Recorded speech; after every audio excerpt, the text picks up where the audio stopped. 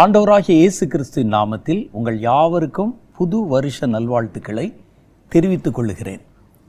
இந்த வருஷத்தின் முதல் நாளில் கர்த்தர் நமக்கு கொடுத்திருக்கும் தீர்க்க தரிசன மாலை நிகழ்ச்சிக்கு உங்கள் யாவரையும் அன்புடன் வரவேற்பதில் கர்த்தருக்குள் பெருமகிழ்ச்சி அடைகிறேன்.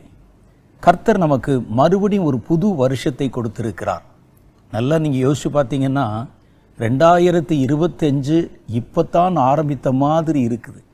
அதற்குள்ள 365 நாட்கள், 12 மாதங்கள், 2025 என்ற ஒரு வருஷமே நமக்கு ஒரு நினைவாக மாறி போய்விட்டது.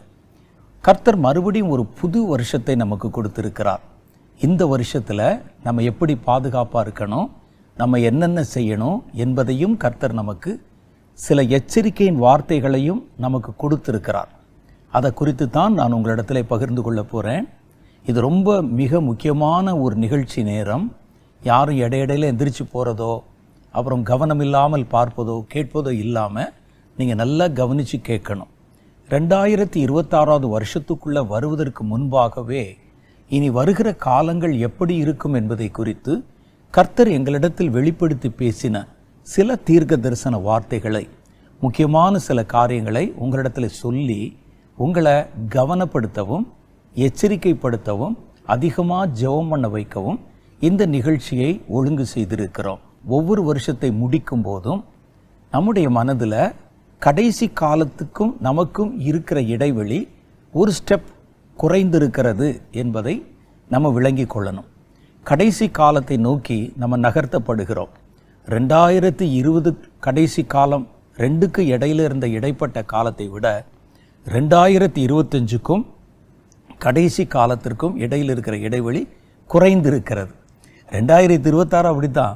இப்போ நம்ம கடைசி காலத்தை நோக்கி கொஞ்சம் கொஞ்சமாய் நகர்த்தப்படுகிறோம். காலத்தை உணர்கிற உணர்வு நமக்குள்ளே இருக்கும்னா இந்த 5 வருட காலத்துக்குள்ளேயாவது காலம் எவ்வளோ வேகமாக மாறி இருக்கிறது என்பதை கவனித்து பார்க்க முடியும்.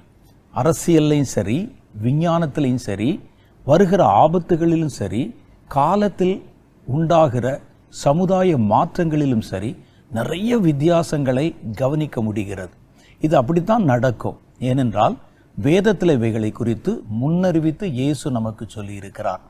பொதுவாகவே கடைசி காலம் அது எப்படி இருக்கும் அப்படின்னு சில காரியங்களை கர்த்தர் நமக்கு வெளிப்படுத்தி வேதத்திலையும் அதை எழுதி வச்சிருக்கிறார். கடைசி காலத்தினுடைய ஒரு முக்கியமான குணாதிசயம் என்ன தெரியுமா? கடைசி காலத்தில் இருக்கிற ஜனங்கள்